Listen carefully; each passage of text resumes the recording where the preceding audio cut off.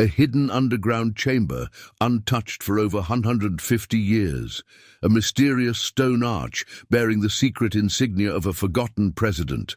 One desperate single father's last financial gamble before losing everything for himself and his sons. This is the extraordinary story of how Marcus Reynolds's impulsive purchase of a failing farm uncovered a historical treasure that would transform not just his family's future, but reshape an entire rural community's understanding of its own history.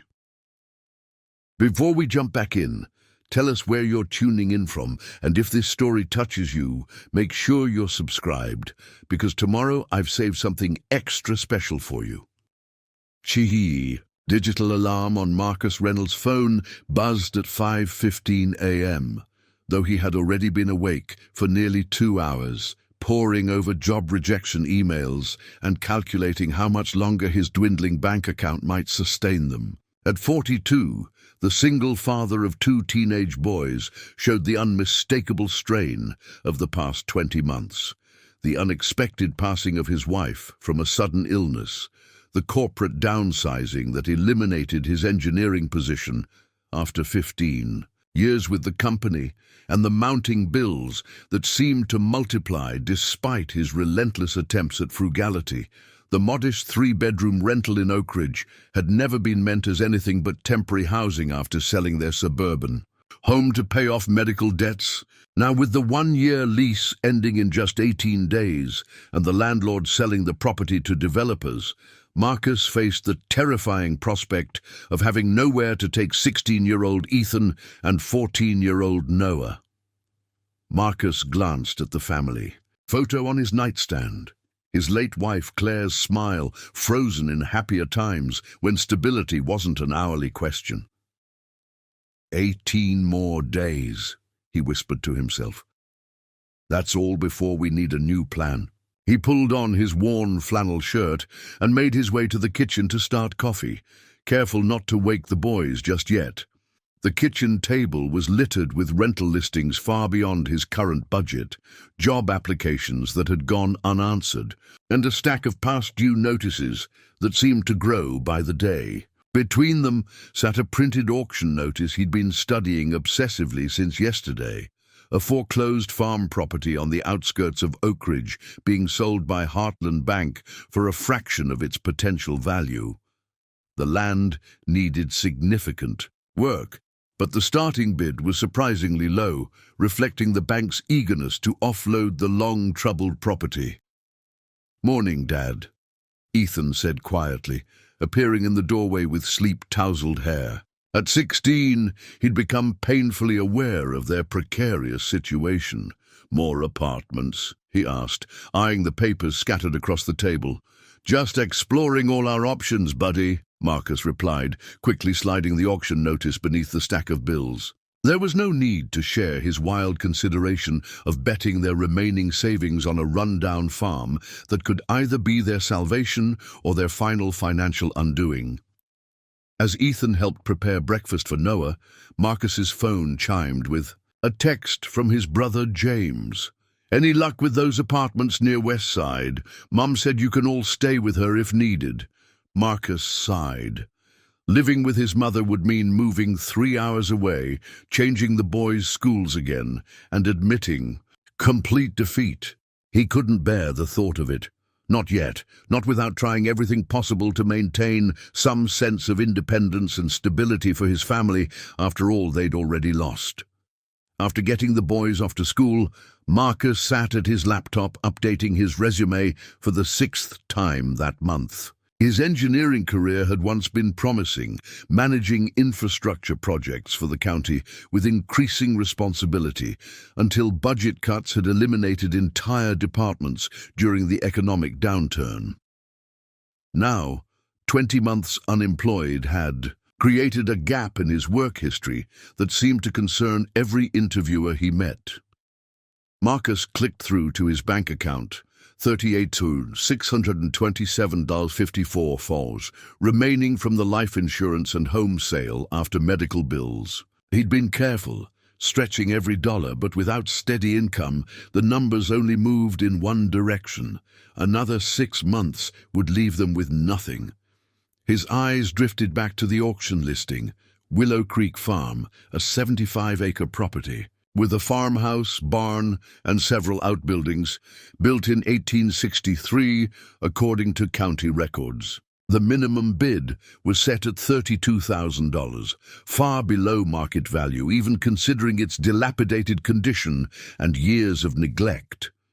In better times, he would have recognized it as an opportunity. In his current circumstances, it seemed more like a desperate last stand. Marcus had never considered himself impulsive. Before Claire's death, he'd been a meticulous financial planner with healthy retirement accounts and college funds for the boys. But circumstances had stripped away those securities one by one, leaving him with dwindling options and increasing desperation. Marcus had never considered himself impulsive. Before Claire's death, he'd been a meticulous financial planner with healthy retirement accounts and college funds for the boys.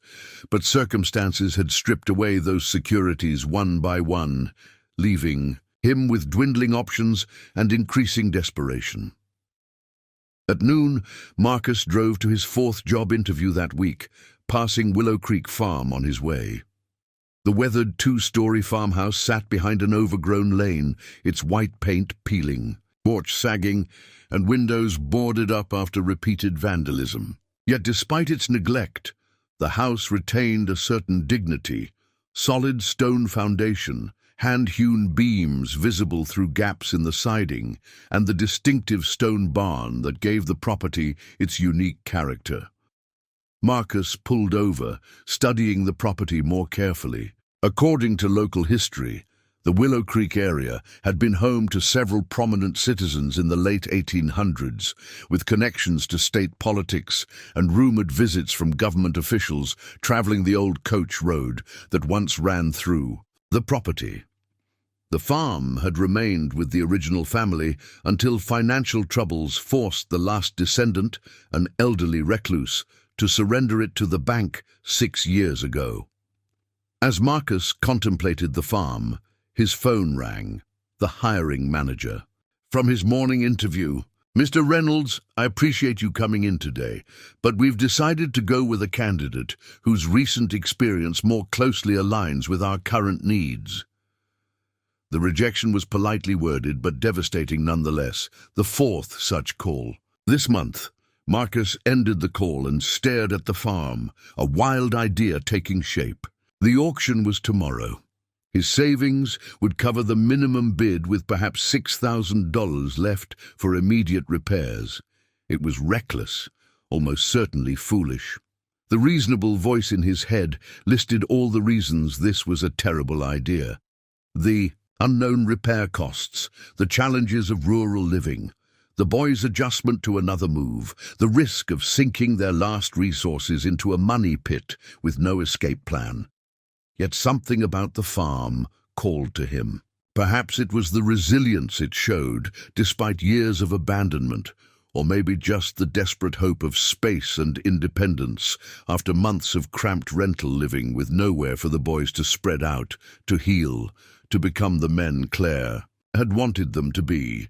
The worn for auction sign creaked in the afternoon breeze, and Marcus found himself wondering if this desperate gamble might be the only way forward. 75 acres, a house with solid bones, and a chance, however slim, to rebuild something when everything else had been taken from them.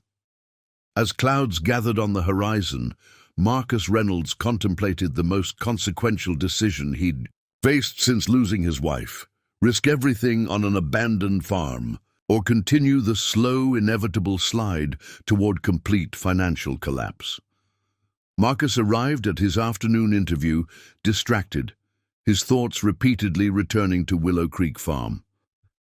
The interviewer asked routine questions about his 5-year plan, and Marcus provided practiced answers while internally calculating how much it might cost to replace a 19th-century roof and what it would take to make a farm operational again. Preparing and narrating this story took us a lot of time, So if you are enjoying it, subscribe to our channel. It means a lot to us. Now back to the story. That evening, after the boys had gone to bed, Marcus researched everything he could find about the property. Willow Creek Farm had once been the pride of the county, hosting local harvest festivals, political gatherings, and according to one local history blog, a visit from a presidential campaign in 1864, though details were scarce. Marcus scrolled through the bank's disclosure documents. Water damage in the West Wing, electrical systems that would need complete replacement, a partial collapse in the barn roof. Each item should have deterred him, yet the extraordinarily low asking price kept drawing him back. "This is completely insane," he whispered to himself, closing his laptop around midnight. Yet as he drifted to sleep, Marcus found himself picturing his sons working the land, having room to breathe again, and perhaps, if they were very lucky, turning a dilapidated farm into a home and eventual asset, rather than just finding another temporary shelter. The next morning, after dropping the boys at school with a vague explanation about running some errands, Marcus drove to the county courthouse where the auction would take place. He had no experience with property auctions, had done none of the proper inspections, and was operating purely on instinct, something the old Marcus would never have done. 6 people gathered in the small auction room, 2 contractors looking for renovation opportunities, a representative from a development company interested in the land value, and Marcus clutching his checkbook with sweaty palms and a racing heart. When the bidding opened at $32,000, Marcus raised his number immediately. The developer countered. A contractor joined in. With each increase, Marcus's anxiety grew, but he continued, finally offering $37,500, nearly everything he had. After a tense silence, the auctioneer's gavel fell. Sold to bidder number 6. In a daze, Marcus completed the paperwork, wrote the check that represented almost all of his remaining financial security, and received a set of keys to a property he had never even entered. By afternoon, he was legally the owner of Willow Creek Farm, either his family's salvation or their final financial disaster. "You did what?" Noah exclaimed when Marcus picked them up from school and explained his impulsive purchase. The 14-year-old's voice cracked with a mixture of disbelief and horror. Ethan, more measured but clearly concerned, leaned forward from the back seat. "Dad, please tell me you didn't spend all our money on some broken-down farm." "Not all of it," Marcus replied, trying to inject confidence into his voice as they turned down the rutted lane leading to their new property. "We still have enough for initial repairs and a few months of living expenses. And think of the space we'll have compared to the rental. You'll each have your own room again." "In a house that probably doesn't have working plumbing," Noah muttered, though his skepticism was already giving way to curiosity as the property came into view. The afternoon sun cast long shadows across the overgrown fields, highlighting the farm's neglect more starkly than Marcus remembered from his drive-bys. Peeling paint, rotting porch boards, and what appeared to be a family of groundhogs watching suspiciously from beneath the barn all served as immediate evidence that his $37,500 gamble might have been catastrophically unwise. "It's like a horror movie set," Ethan observed as they pulled up to the house. "It needs work, obviously," Marcus conceded, "but the structure is sound. The bank had an inspection done. No foundation issues, and the frame is solid oak. They don't build them like this anymore." "Yeah, because now they use things like electricity and running water," Noah quipped, but he was already climbing out of the car, drawn to the massive oak tree that dominated the front yard. Marcus tested each step carefully as he climbed to the porch, the wooden boards creaking ominously beneath his weight. The ornate front door, once undoubtedly impressive with its carved panels and brass fittings, now hung slightly askew on corroded hinges. It took 3 attempts with different keys before the tumblers finally shifted with a rusty groan. The door swung inward, releasing a musty wave of stale air that spoke of years of abandonment. Marcus fumbled for his phone's flashlight, illuminating a spacious entryway that beneath layers of dust and cobwebs hinted at the home's former elegance. Wide staircase curved upward to the second floor, intricate woodwork still intact despite the neglect. To the right, a doorway led to what appeared to be a formal parlor. To the left, another opened into a large country kitchen with a massive stone fireplace. "It's huge," Noah whispered, his initial skepticism giving way to tentative wonder as he stepped inside. Over the next hour, the Reynolds family conducted a careful exploration of the first floor. Despite obvious water damage in several areas, the house's structural bones appeared surprisingly sound. High ceilings, hardwood floors beneath grimy linoleum, and architectural details that would cost a fortune to replicate in modern construction suggested that Marcus's impulsive purchase might not have been completely irrational. "The electricity's been disconnected," Marcus noted, testing a light switch without result. "And I'm not touching any faucets until we have a plumber check the pipes. We'll need to sleep at the rental tonight and for the next few days at least." "Oh, Dad!" Noah protested, already imagining camping adventures in their dilapidated farmhouse. "Non-negotiable," Marcus replied firmly. "This place isn't safe yet. We need to make sure there's clean water, working electricity, and no structural dangers before we can stay here." As the boys continued exploring under strict instructions not to climb any stairs or enter rooms with visible floor damage, Marcus pulled out a notebook and began listing immediate priorities: utilities, roof inspection, plumbing assessment, pest control. Each item represented money he no longer had, but perhaps some work could be done gradually, room by room, allowing them to occupy parts of the house while renovating others. Marcus was calculating potential costs when Ethan's voice called from the back of the house. "Dad, come look at this. There's some kind of stone archway in the basement, but it's all bricked up." Marcus followed his son's voice to a door off the kitchen that led to basement stairs. As he descended into the musty darkness below, he had no way of knowing that behind that mysterious bricked archway lay a chamber that would change everything, not just for his family, but for the nation's understanding of a forgotten chapter in presidential history. The basement air was thick with the scent of damp earth and decades of neglect. Marcus followed Ethan through the dim space, their phone flashlights casting eerie shadows across stone walls that predated the Civil War. Unlike the wooden structure above, the basement was built entirely of fieldstone, massive blocks fitted together with remarkable precision for a rural farmhouse of its era. "Over here," Ethan called, directing his light toward the far corner where the foundation met the eastern wall. "Look at this," Marcus approached, immediately understanding his son's excitement. Set into the wall was a stone archway, not rough, fieldstone like the rest of the basement, but carefully carved granite blocks forming a perfect semicircle. The keystone at the arch's center bore a faint design, nearly worn away by time but still visible, something circular with radiating lines. Most notably, the entire opening of the arch had been sealed with newer bricks, creating a wall where once there had been a passage. "It's like someone wanted to hide whatever's behind there," Noah said, his voice hushed with the natural reverence one feels in the presence of history's mysteries.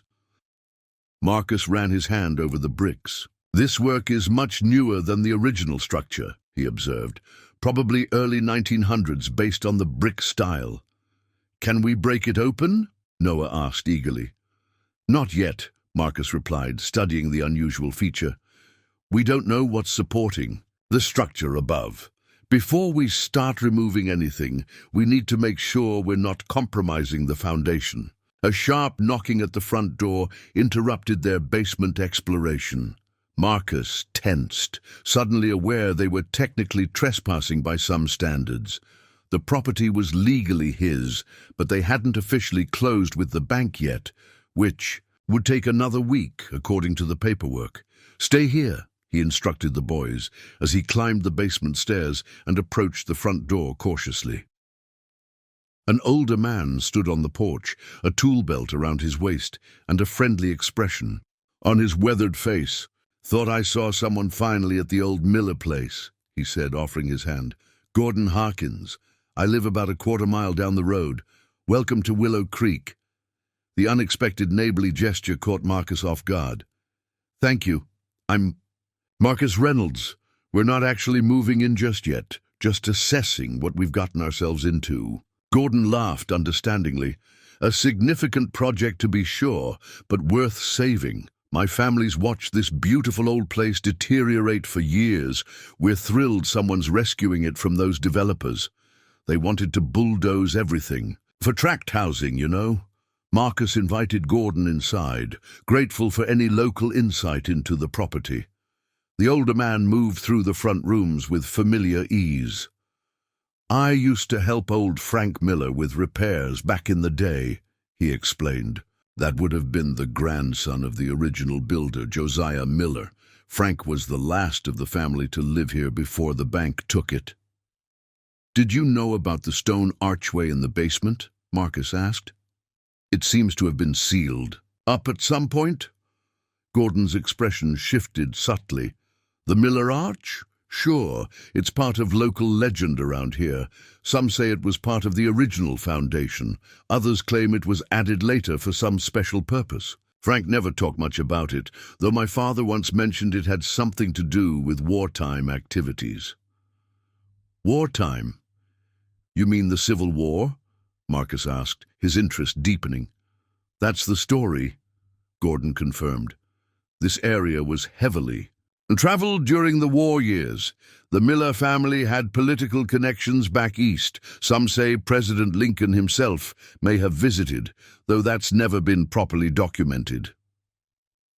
The boys had emerged from the basement and listened with growing fascination as Gordon continued sharing local history. "The most interesting part of the legend concerns what might be behind that bricked-up archway. Frank always kept that basement locked when I was younger. Family secret, he'd say with a wink. As Gordon prepared to leave, he added, "If you need recommendations for contractors who won't overcharge, I know every tradesperson in the county, and let me know if you find anything interesting behind that arch. Local historians have speculated about it for decades, but Frank never allowed anyone to investigate before his health declined." After Gordon departed, the Reynolds family continued their exploration until fading daylight and the absence of electricity made navigation hazardous.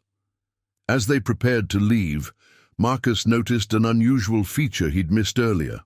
A small door tucked into the paneling beside the kitchen fireplace, almost hidden within the decorative woodwork. "What's this?" he wondered aloud, trying the knob only to find it locked.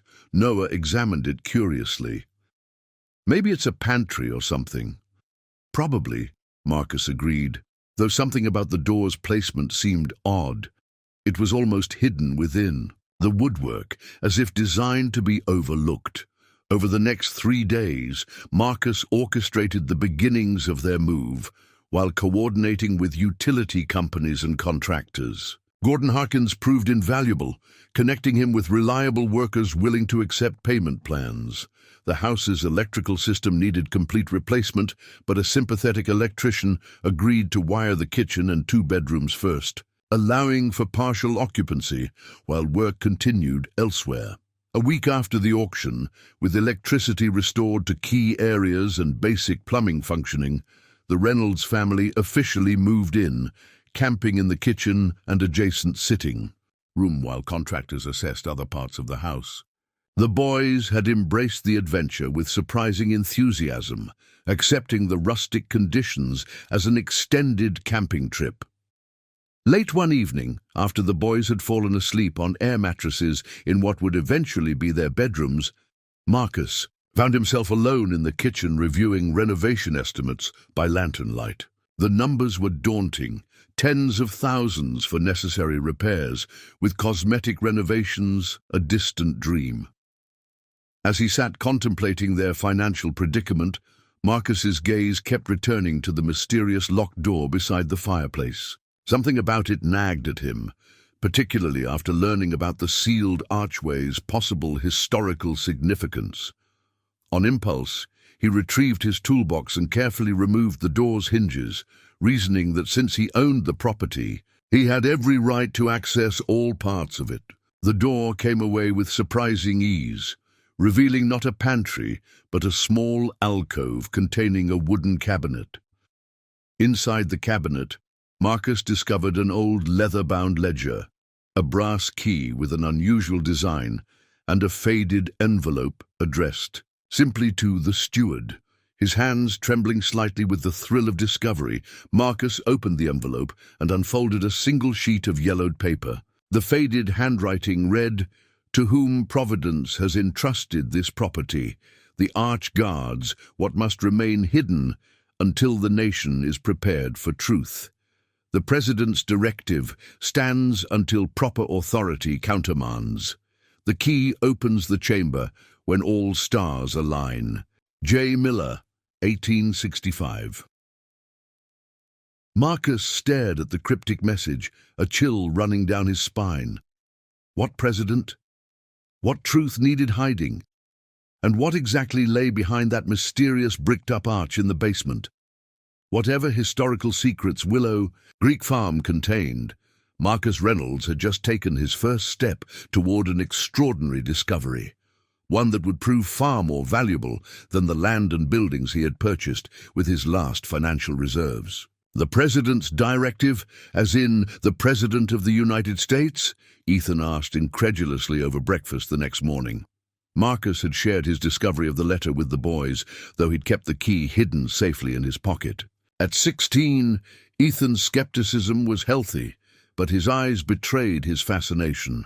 That's what it implies, Marcus replied, turning the aged paper carefully.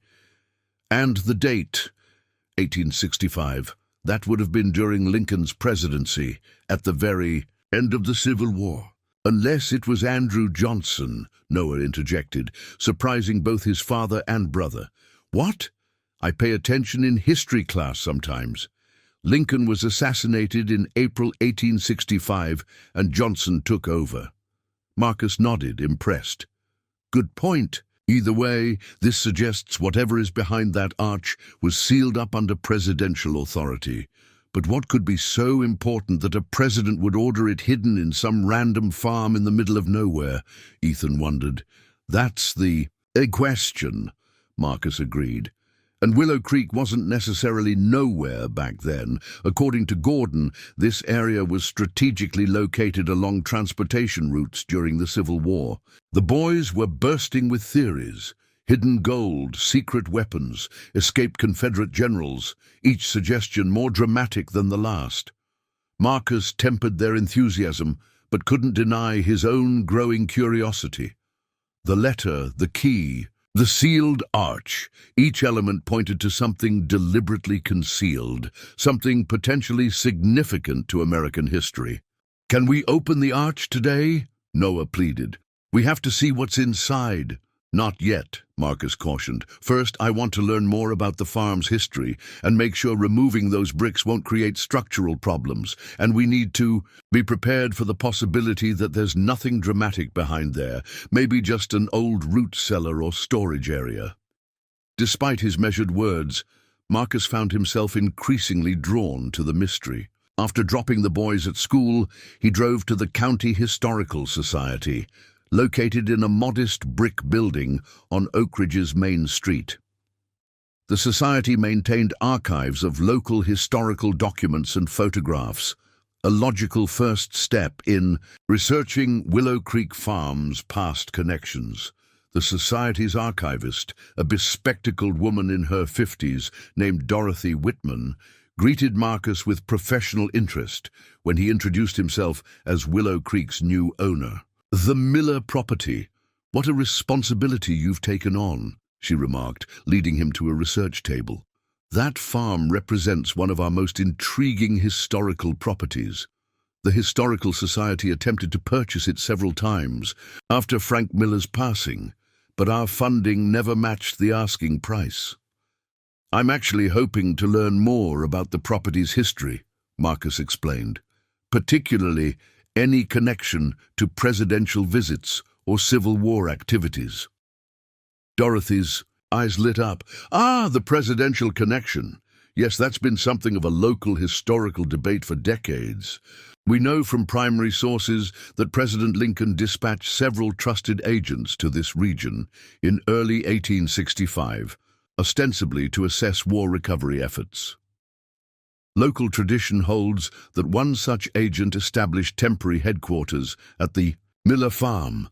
The archivist disappeared briefly into a storage room, returning with a bound volume of newspaper clippings and several folders. These contain what documentation we have.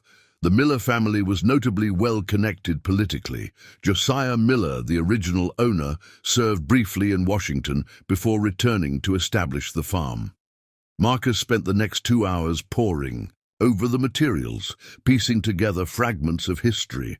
Josiah Miller had indeed maintained correspondence with several Lincoln administration officials. Several newspaper clippings mentioned his role in what they delicately called sensitive wartime logistics.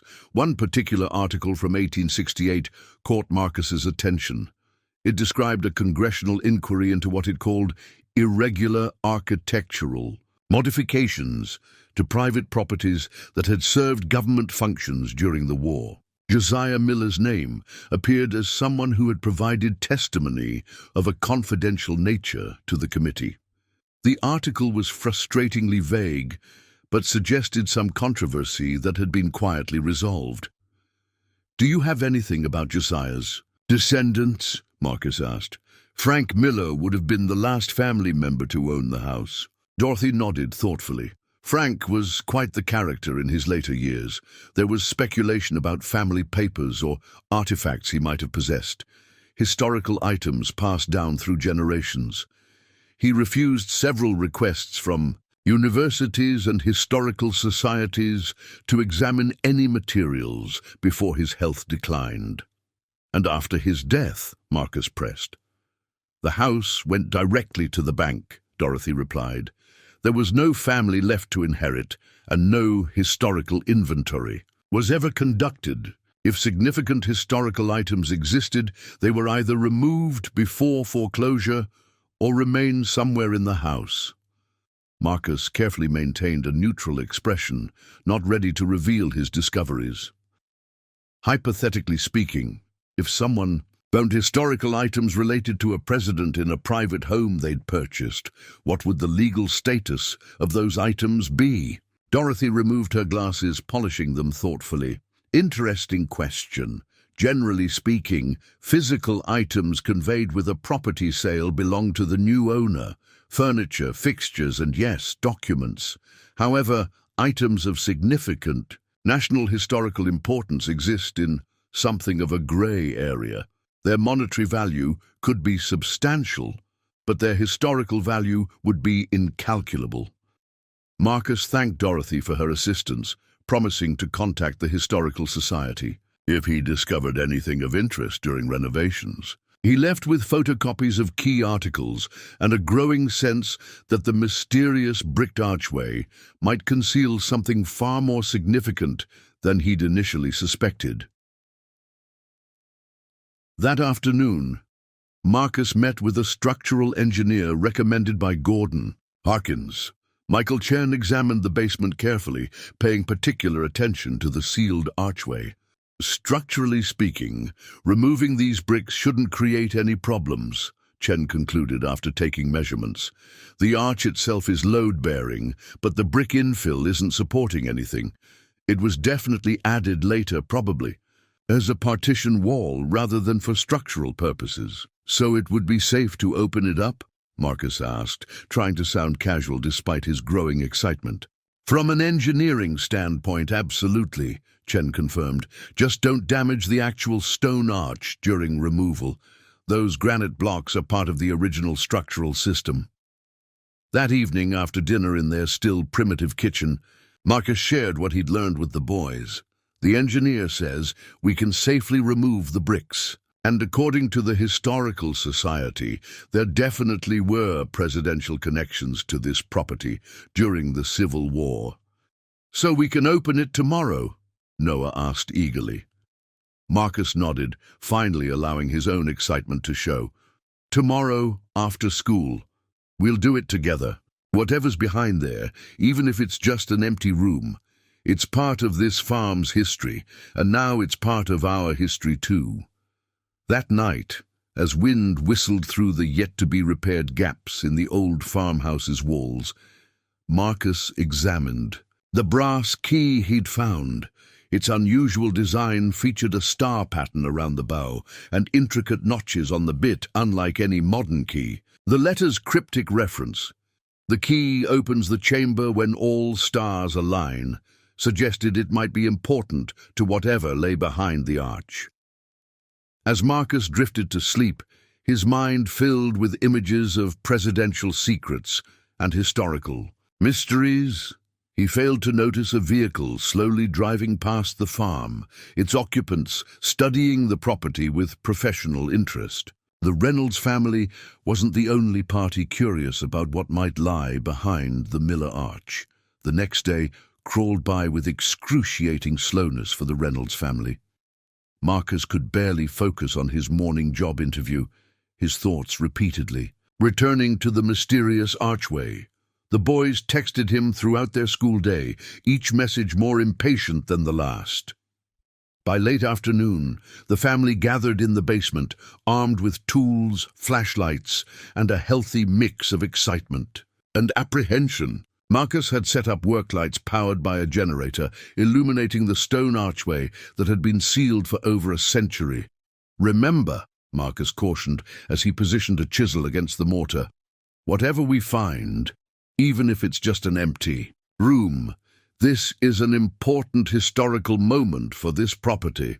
"Just open it already, Dad," Noah urged, practically bouncing with anticipation.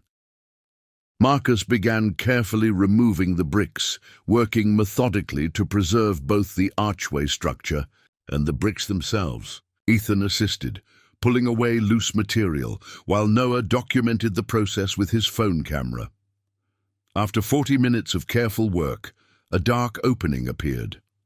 The first breach in the wall revealed nothing but darkness beyond, and a rush of stale air carried the unmistakable scent of a space untouched for generations. "I need a better light," Marcus said, reaching for a more powerful flashlight. He directed the beam through the opening, but could see only a few feet of what appeared to be a stone-lined passageway. Over the next hour, they widened the opening, until it was large enough for Marcus to step through cautiously. "Wait here," he instructed the boys, though he knew they would almost certainly disobey the moment he was through.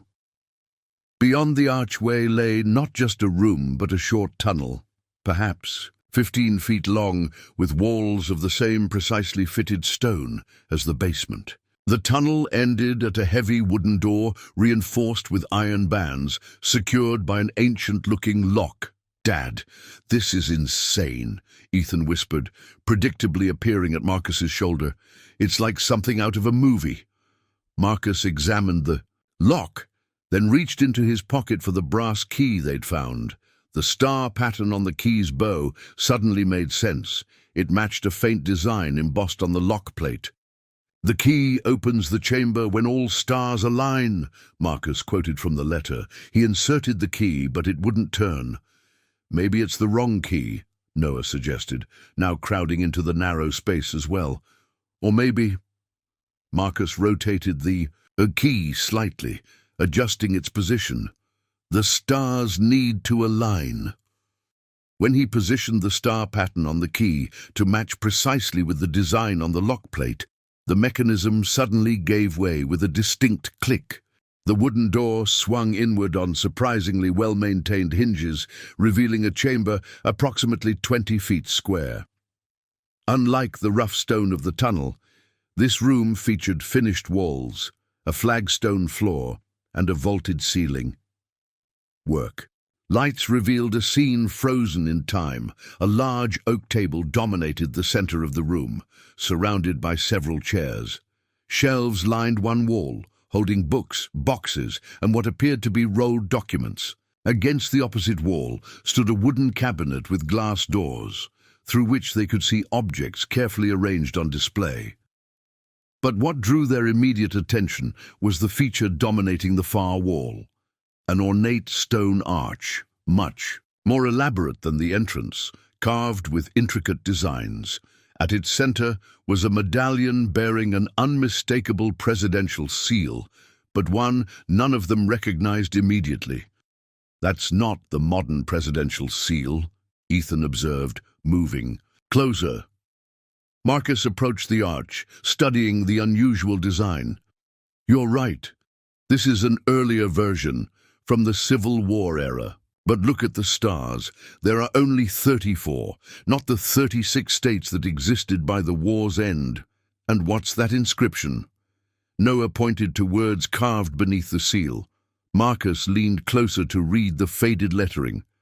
"By executive order of President Abraham Lincoln, this chamber and its contents are sealed until such time as the nation may bear the burden of truth without fracture." March 14th, 1865. The three stood in stunned silence, the weight of history pressing around them. They had uncovered not just a hidden room, but an officially sealed presidential chamber created under Lincoln's direct authority just a month before his assassination.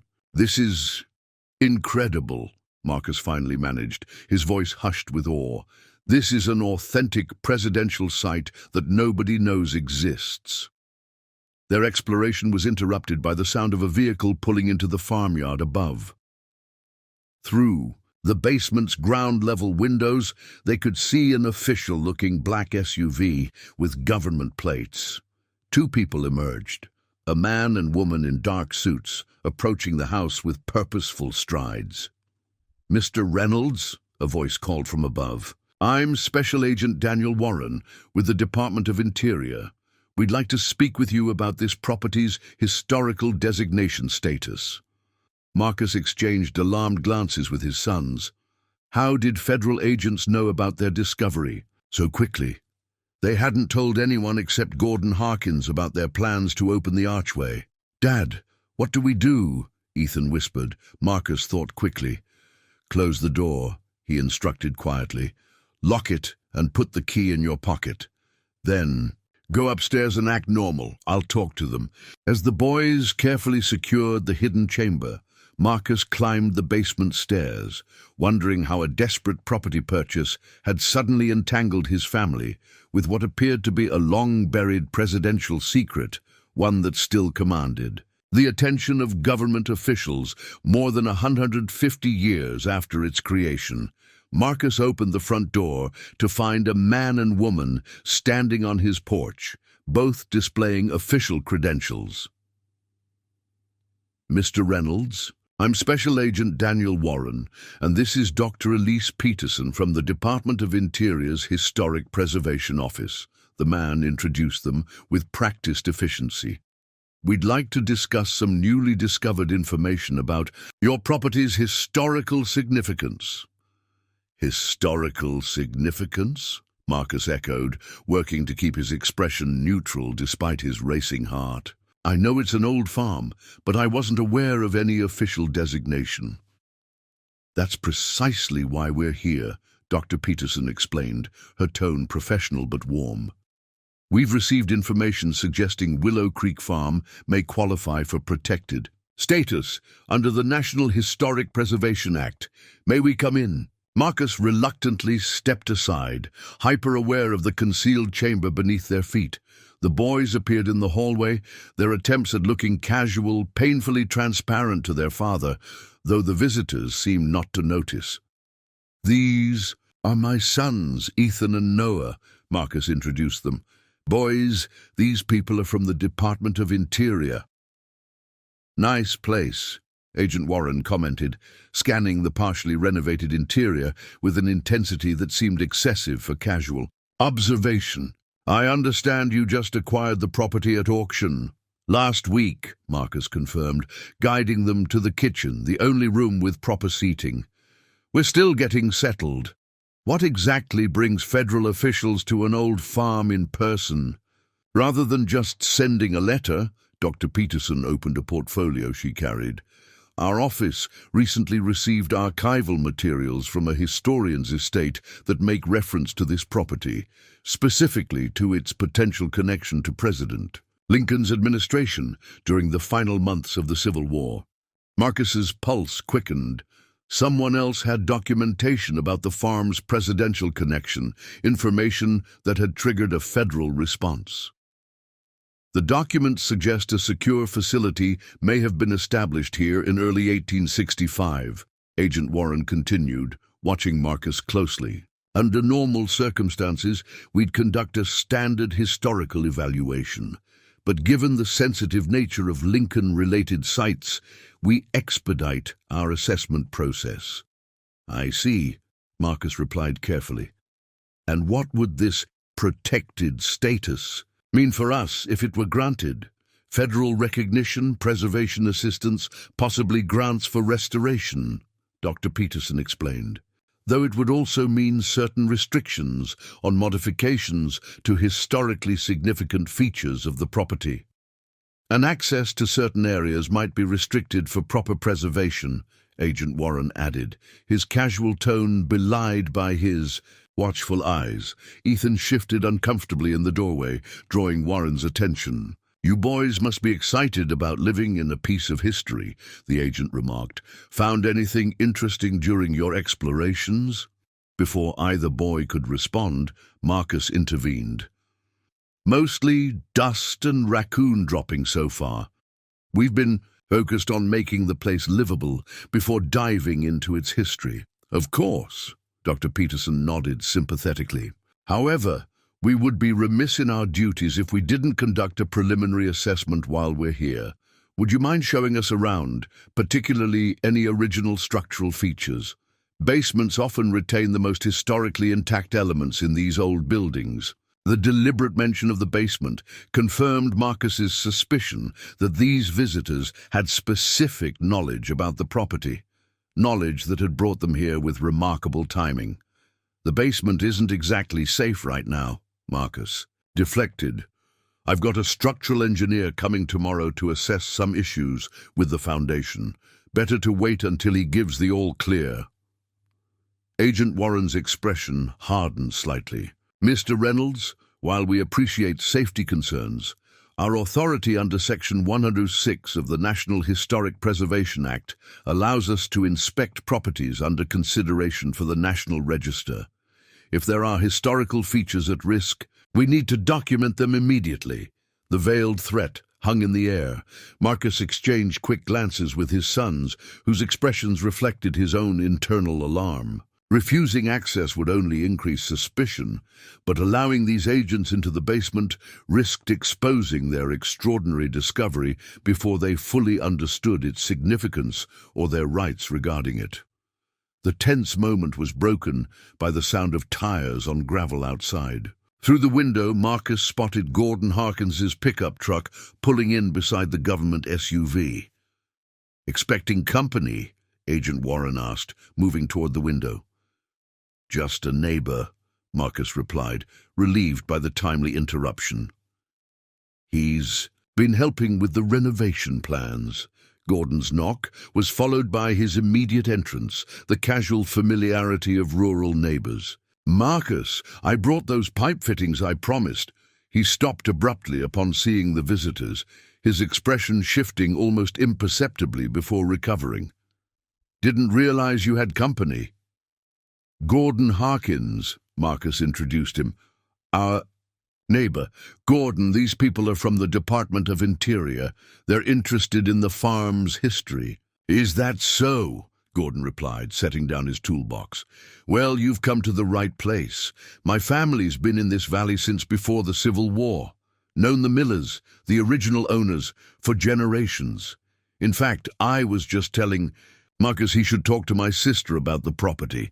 She's the county historian, has all the official documentation about this place and its designation status." Agent Warren frowned slightly. "Designation status? This property isn't currently listed in federal registers." Not federal, Gordon clarified. State Historical Registry. Been on it since 1972. All modifications have to go through the state. Historical Commission first. That's why I was bringing these special fittings. They're period appropriate for the plumbing updates. He turned to Marcus. Didn't the bank explain all this at closing? Marcus, catching on to Gordon's improvisation, shook his head. They mentioned some historical considerations, but I don't recall specific registry requirements. Dr. Peterson consulted her materials with evident confusion. Our records don't show any state registry status for this property. Bureaucratic oversight, no doubt, Gordon suggested amicably. Happens all the time between state and federal systems. My sister can clear it all up. She maintains the official county records, works directly with the State Historical Commission. The federal officials exchanged glances that suggested recalibration of their approach. Whatever their true purpose, Gordon's intervention had introduced unexpected complications to their authority claims. Perhaps we should consult with the state commission before proceeding, Dr. Peterson suggested to her colleague. Jurisdictional conflicts could create procedural issues. Agent Warren nodded reluctantly, then turned back to Marcus. We'll need to return once we've clarified these administrative details. In the meantime, I strongly advise against any modifications to original structural elements of this property, particularly any features that might have historical significance. After the officials departed, Marcus turned to Gordon with undisguised relief. State Historical Registry, special fittings. Gordon winked. Amazing what people will believe when said with confidence. But we don't have much time. Those folks will discover there's no state registration by tomorrow. Now, why don't you show me what you found that's got federal agents showing up at your door barely a week after you bought this place? I don't understand, Marcus said as he led Gordon to the basement. How did they even know about this place? We only opened the archway today, and we didn't tell anyone except you about our plans. Gordon's typically cheerful demeanor had shifted to something more vigilant. There are people who've been watching this property for generations, Marcus. The Miller family wasn't just historically connected. They were keepers of something significant, something people in power have long suspected but could never confirm. The basement's work lights still illuminated the opened archway, the tunnel, beyond now accessible for the first time in more than a century. Gordon stopped at the entrance, visibly affected by the sight. My God, he whispered, it's really here. Ethan narrowed his eyes suspiciously. You knew about this? About what was behind the wall? Not precisely, Gordon replied, collecting himself. Local legends, family stories passed down. My grandmother used to talk about the Lincoln Room beneath the Miller farm.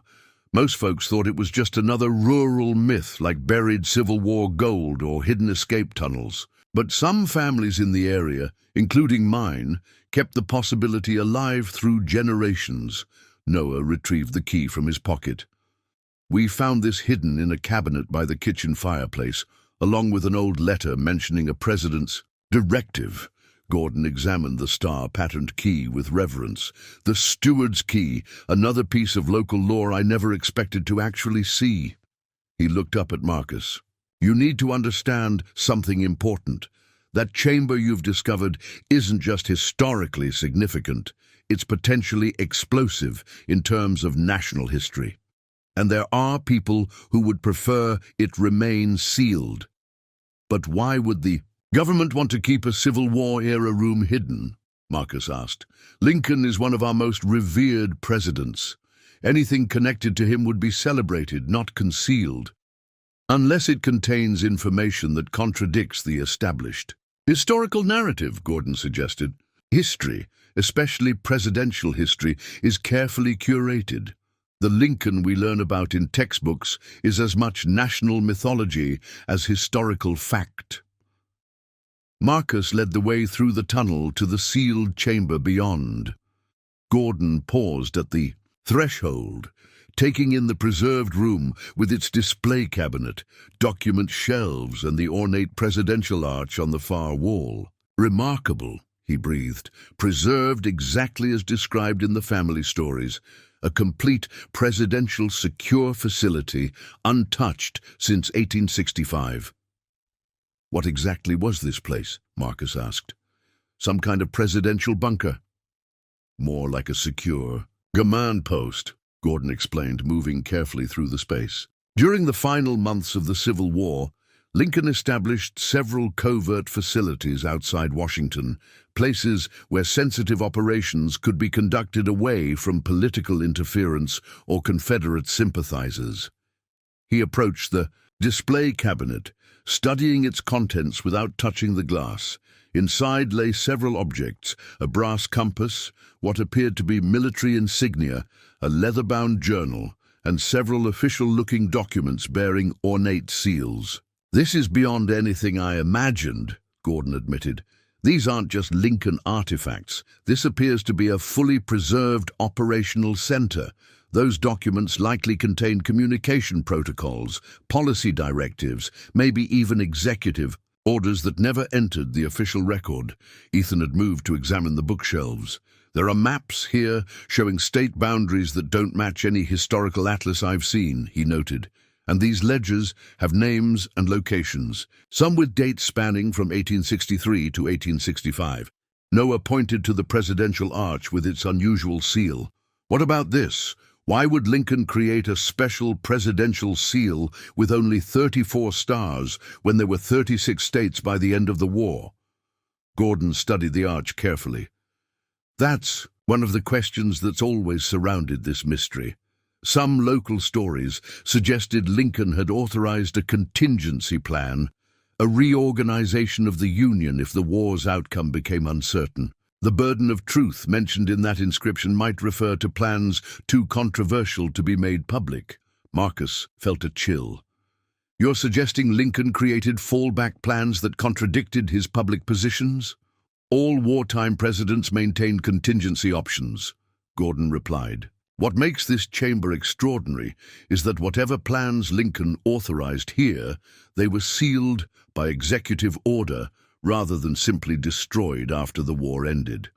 He wanted this information preserved but protected, perhaps because it revealed aspects of his administration he wasn't ready for history to judge. The implications were staggering. Marcus had purchased a failing farm with his last financial resources, hoping merely to provide a home for his family. Instead, he'd become the custodian of potentially nation-changing historical documents, materials so sensitive that federal agents had appeared within hours of the chamber being unsealed. "So what do we do now?" Marcus asked. "Those agents will be back, probably with more legal firepower next time." Gordon nodded grimly. "We need to document everything properly before anyone can take control of this site. And we need allies, people with the expertise and authority to ensure these materials are properly preserved and honestly interpreted, not classified and hidden away again." Within 2 hours, Willow Creek Farm had transformed from a quiet renovation project to a hive of purposeful activity. Gordon's sister Margaret Harkins arrived first, a formidable woman in her 60s whose position as county historian came with surprising legal authority regarding historical preservation. The Antiquities Act of 1906 and the National Historic Preservation Act both have provisions that can temporarily supersede federal authority when properly invoked, she explained to Marcus as she methodically photographed and catalogued the chamber's contents, especially when state and local preservation statutes were previously established. "But they weren't actually established," Marcus pointed out. "Gordon made that up." Margaret smiled knowingly. "Not entirely. Frank Miller did register certain aspects of this property with the County Historical Commission in 1965. Never with specifics about what needed protection, but enough to create legitimate bureaucratic confusion we can leverage now." She was joined by Professor Thomas Chen from the State University's History Department, who brought specialized equipment for document preservation and authentication. His academic credentials added another layer of institutional oversight to the rapidly evolving situation. These are undoubtedly authentic Civil War-era documents, Professor Chen confirmed after preliminary examination. And this seal, it corresponds to design elements from Lincoln's administration, but with significant variations that don't match any known historical record.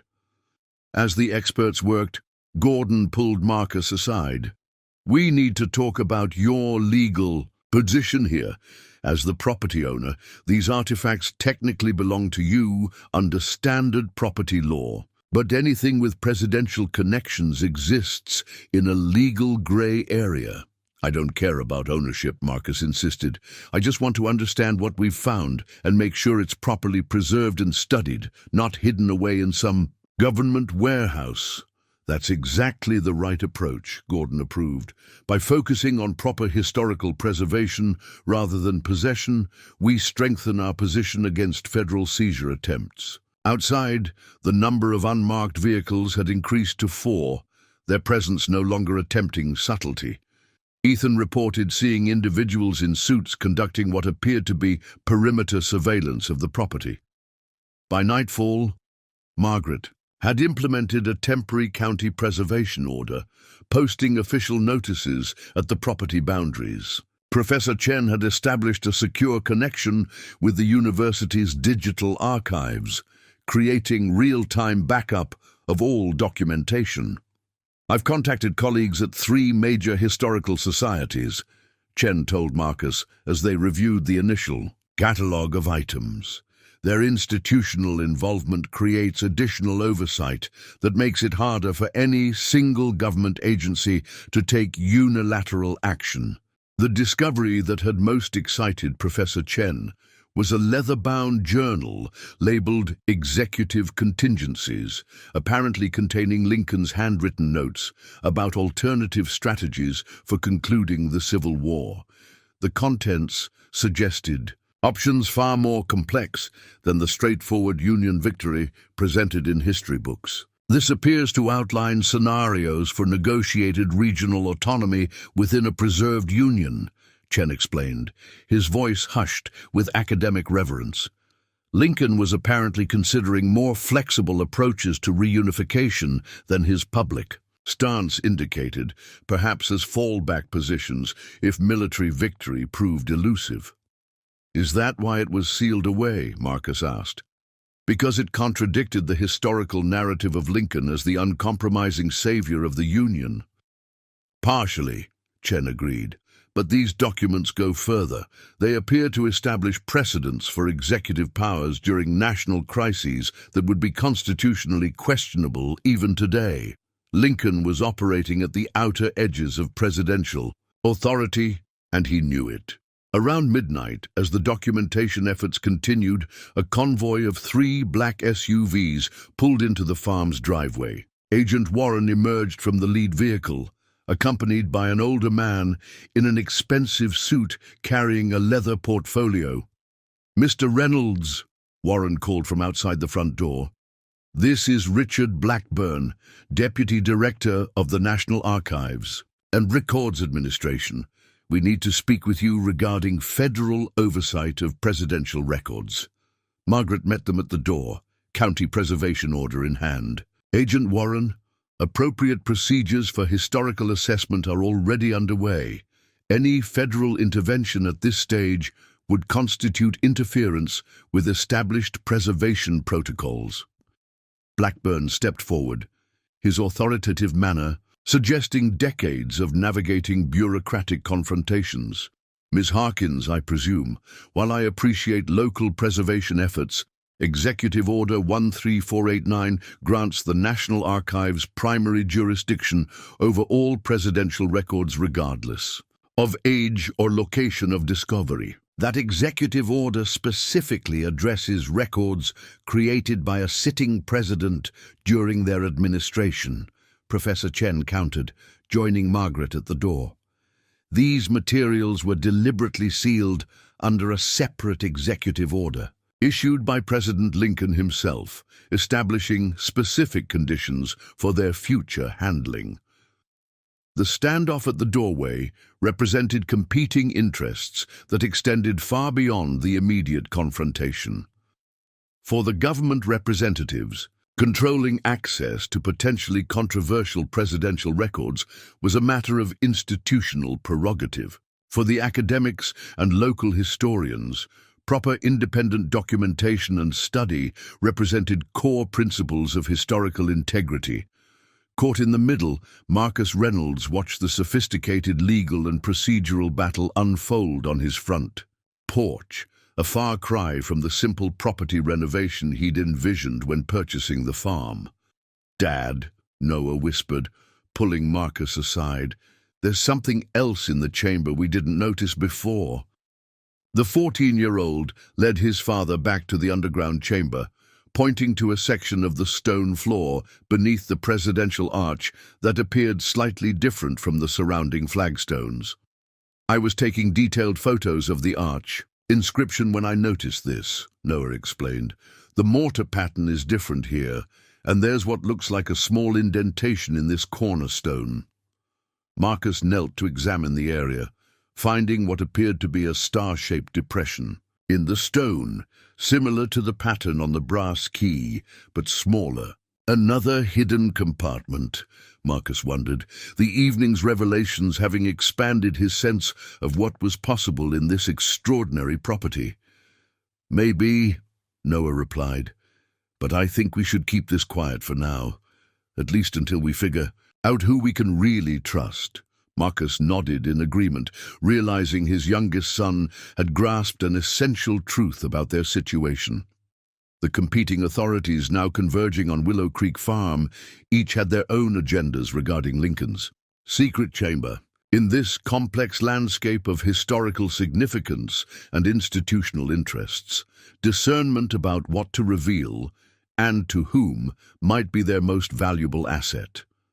Above them, the legal battle continued as Margaret invoked increasingly obscure preservation statutes and Blackburn countered with federal regulations. The night's outcome remained uncertain, but one thing had become clear. The desperate purchase Marcus had made to shelter his family had embroiled them in a historical mystery, with profound implications for America's understanding of its most revered president. By dawn, an uneasy stalemate had been established at Willow Creek Farm. The federal officials had retreated to their vehicles but maintained their presence at the property's edge. Inside, Marcus and his unlikely coalition of allies continued their systematic documentation of the Lincoln Chamber's contents. "They've requested an emergency federal court order," Margaret informed the group, after ending a phone call with a legal contact. "They'll likely have it within hours. Once that happens, they can legally take control of the site and restrict our access." Professor Chen looked up from the journal he was carefully photographing. "Then we need to ensure complete documentation before that happens. Everything we properly record and transmit to multiple academic institutions becomes part of the public historical record, harder to classify or suppress later." Marcus, exhausted from the night's tensions, found himself facing a pivotal decision. What happens if they do get control? Will these materials just disappear into some government archive? Not necessarily disappear, Gordon explained, but access would be tightly controlled. Historical materials deemed sensitive to national security can be restricted for decades, sometimes indefinitely. The question is whether Lincoln's contingency plans still have implications for modern interpretations of executive power. The conversation was interrupted by Ethan rushing into the room. "Dad, there's a news van pulling up outside, and I think I saw camera crews in 2 more vehicles behind them." Marcus looked to Gordon in confusion.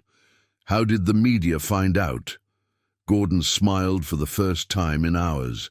"I might have called an old college friend who works at the State News Bureau. Public attention is our best protection right now." "The archaeological discovery of the century," a reporter's voice could be heard announcing outside. A sealed presidential chamber from Abraham Lincoln's administration, untouched for over 150 years, discovered by a single father who purchased this farm with his last savings. Deputy Director Blackburn appeared in the kitchen doorway, his composed exterior showing cracks of concern. "Mr. Reynolds, this situation is becoming unnecessarily complicated. I'm prepared to offer an immediate arrangement that would benefit everyone involved." "I'm listening," Marcus replied cautiously. "Full academic access to all materials under National Archives supervision, proper credit to you and your family for the discovery, financial compensation for the historical easement on your property, and expedited restoration grants to complete the farm's renovation properly." The offer was comprehensive, addressing most of Marcus's practical concerns. Yet something about the too smooth presentation raised his suspicions, and in exchange, Marcus asked, immediate cessation of unauthorized documentation, materials transferred, to secure federal facilities for proper preservation, a joint statement emphasizing the historical significance rather than any potentially controversial content. Marcus exchanged glances with Gordon and Professor Chen, whose subtle head shakes confirmed his instincts. The offer was designed to give the appearance of transparency while establishing complete government control over the narrative.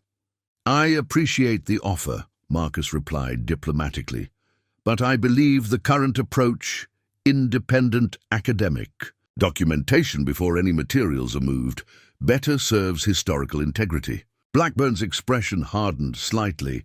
"Mr. Reynolds, I don't think you appreciate the complexity of this situation. Presidential records, especially those with national security implications—" "From 1865, Marcus interrupted.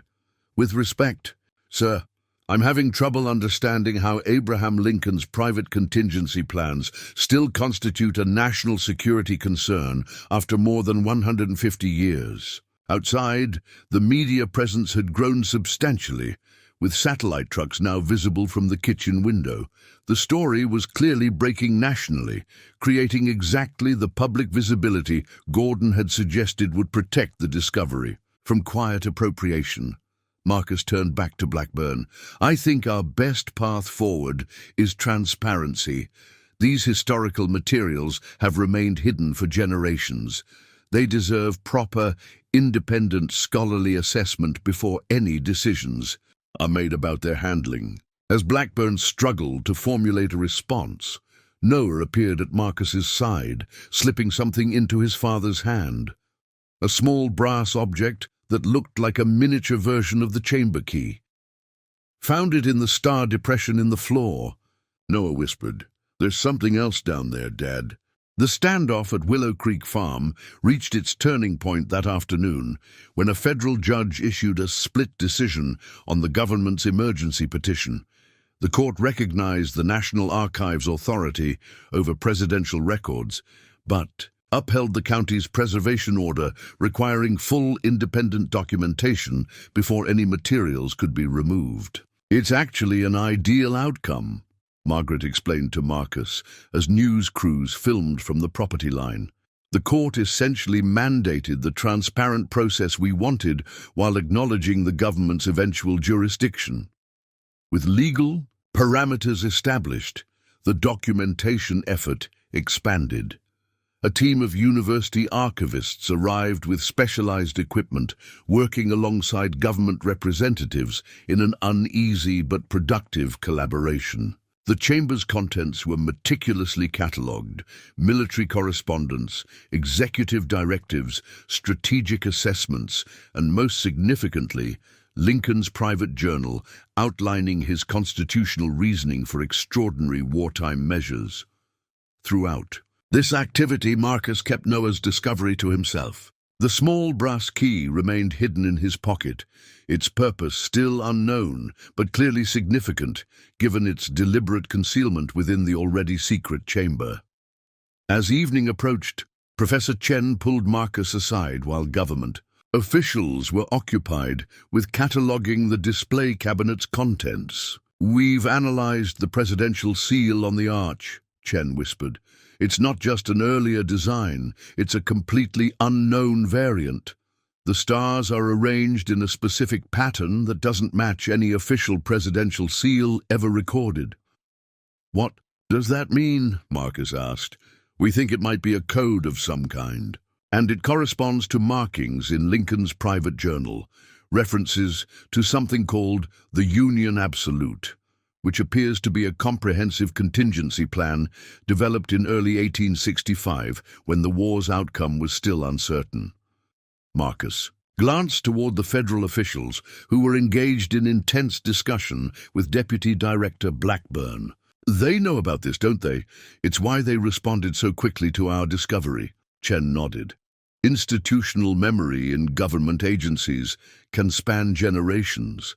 There have always been rumors about Lincoln's emergency powers doctrine, a legal framework that allegedly expanded presidential authority during national crises far beyond what's publicly acknowledged." The professor's words reminded Marcus of the mysterious floor section Noah had discovered. When a brief window of opportunity presented itself, government officials outside consulting with newly arrived Justice Department representatives, Marcus, his sons, and Professor Chen quickly examined the star-shaped depression in the chamber floor. "It's definitely designed for this key," Marcus confirmed, fitting Noah's discovery into the depression. Like the chamber entrance, it required precise alignment of the star pattern before the mechanism engaged. When the key turned, a section of the floor slid away with surprising ease, revealing a small space containing a single item, a cylindrical metal case sealed with the same distinctive presidential emblem. Professor Chen carefully extracted the case while Ethan kept watch at the chamber entrance. Inside was a rolled document on parchment, sealed with red wax bearing Lincoln's personal stamp. "This is extraordinary," Chen breathed as he gently unrolled the document. "This appears to be a presidential directive drafted in Lincoln's own hand, complete, with his signature and official seal.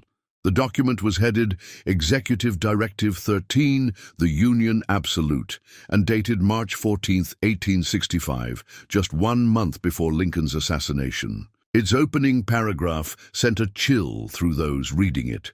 "In the event that conventional means prove insufficient to preserve the Union, I hereby authorize the implementation of extraordinary measures as detailed herein, superseding all constitutional limitations that may impede the absolute preservation of the nation as a singular and perpetual entity."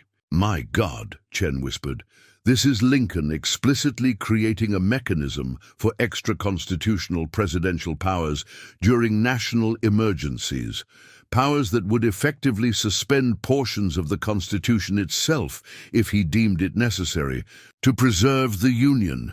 No wonder it was hidden inside an already hidden chamber," Marcus said. "This contradicts everything we're taught about Lincoln as the great defender of the Constitution." "Not contradicts," Chen corrected. "Complicates. This shows a more pragmatic Lincoln, one willing to consider extreme measures in service to what he viewed as the greater constitutional good. It's a far more nuanced and human portrait than the marble monument we've created in national memory." The sound of footsteps approaching the chamber entrance forced them to make a quick decision. With silent agreement, Professor Chen photographed the document from multiple angles, while Marcus carefully returned it to its container and resealed the hidden compartment. They had barely straightened up when Deputy Director Blackburn entered with Agent Warren. "The transport team is ready," Blackburn announced. "All catalog materials will be transferred to secure facilities tonight, with your official acknowledgement as the discoverer, Mr. Reynolds." Marcus nodded, maintaining a neutral expression, despite the momentous discovery still warm in his memory.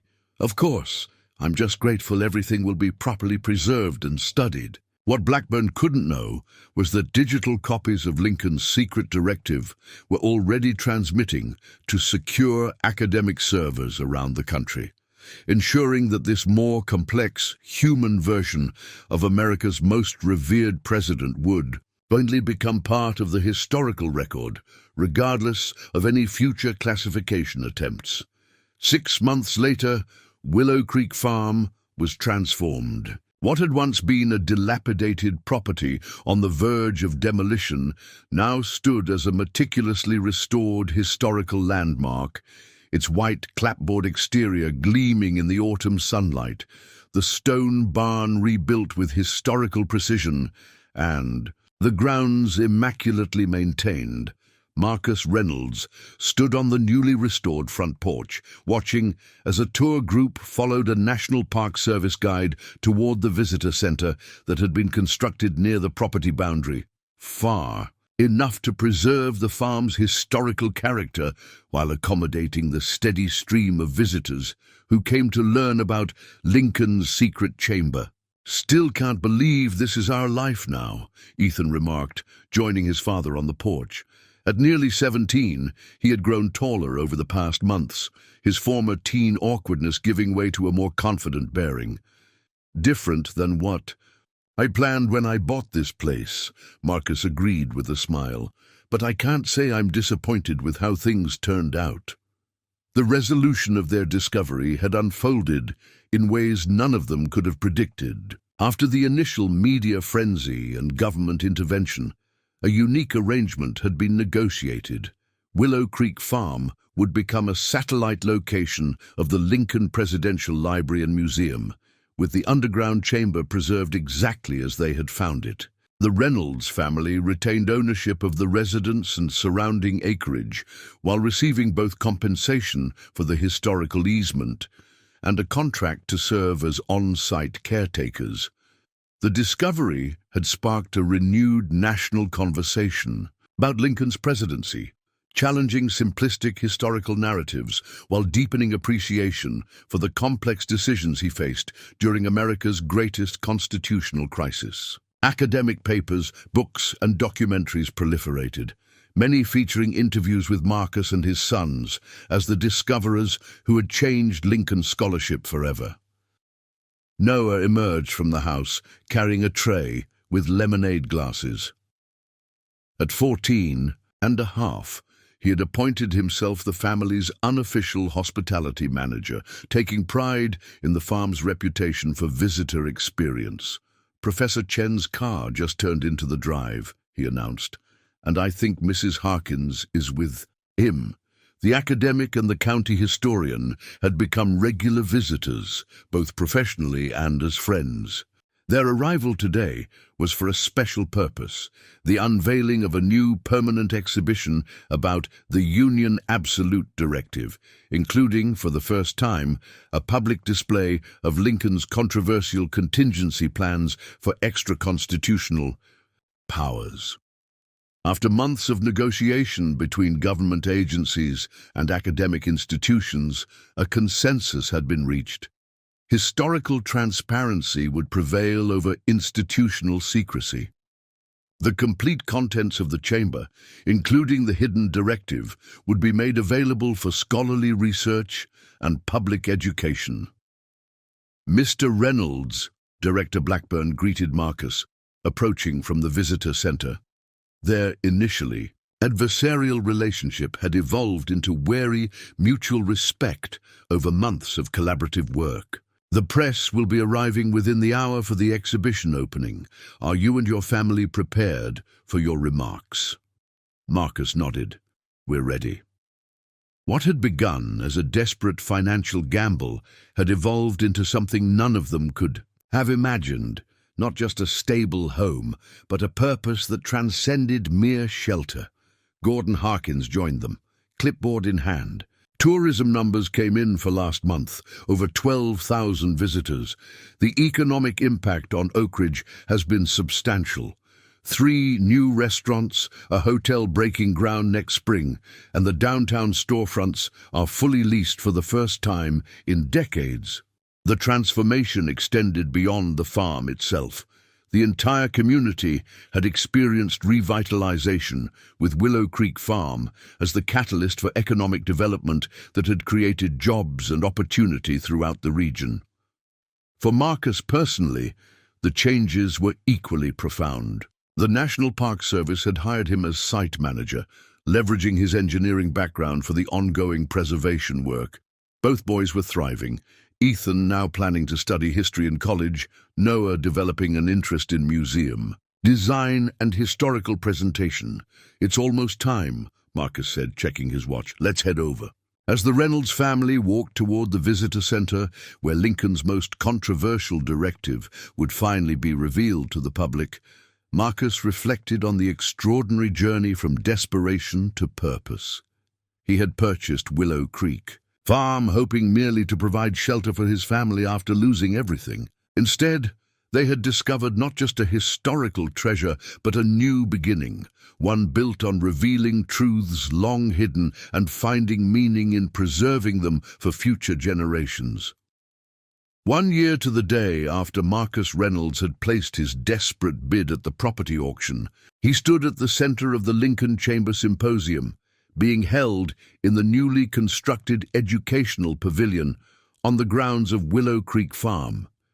Distinguished historians, constitutional scholars, and government officials had gathered to mark the anniversary of what was now widely regarded as the most significant presidential discovery of the century. "We gather today not just to commemorate a historical finding," Professor Chen addressed the assembled crowd, "but to recognize how a single family's courage in pursuing transparency has fundamentally enriched our national dialogue about executive power and constitutional interpretation." Marcus listened from his seat on the stage, still somewhat uncomfortable with the attention, but increasingly accepting of the unexpected role history had thrust upon him. Beside him sat Ethan and Noah, both now familiar with public appearances, yet still occasionally exchanging amused glances at their unlikely celebrity status.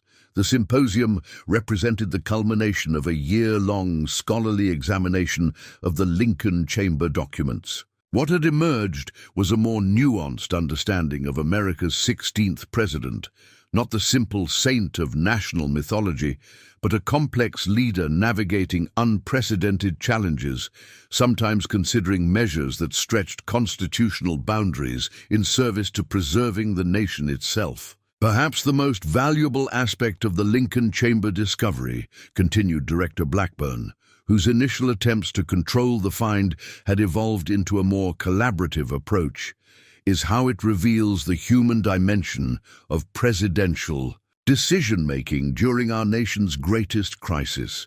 These documents remind us that even our most revered leaders faced moments of profound uncertainty that required considering all possible options, even controversial ones."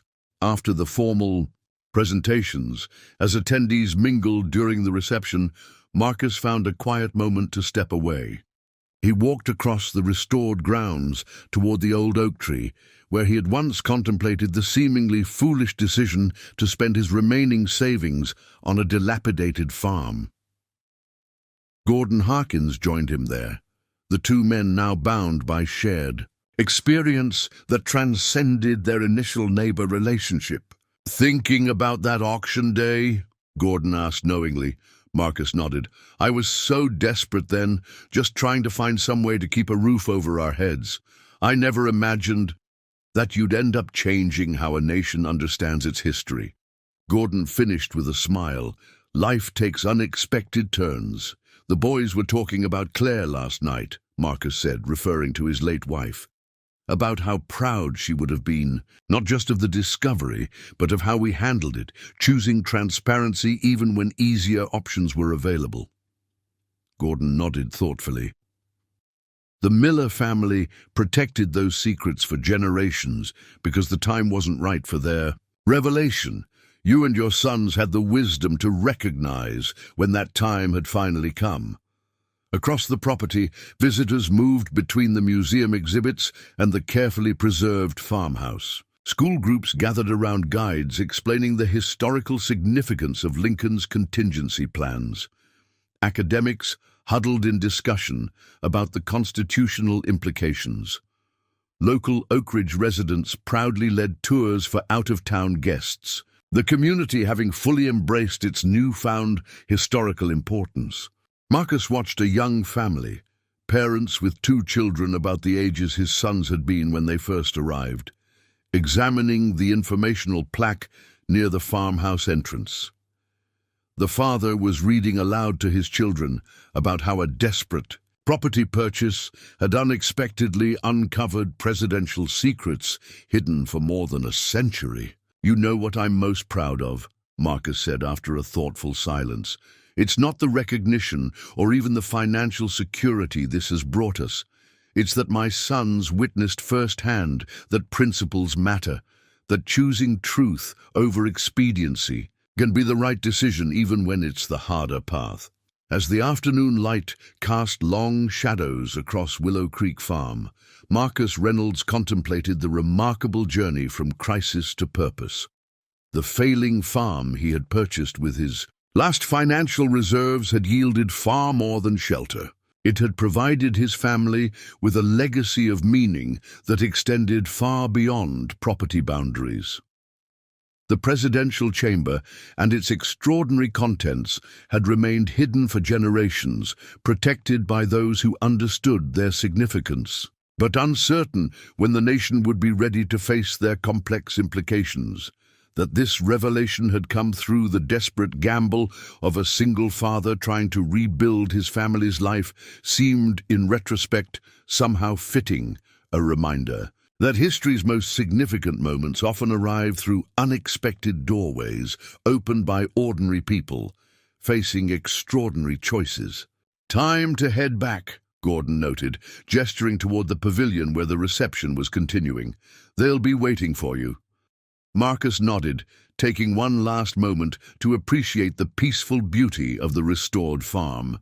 Now not just a home, but a place of national significance where a more complete understanding of presidential history had finally emerged from the shadows into the light of public knowledge.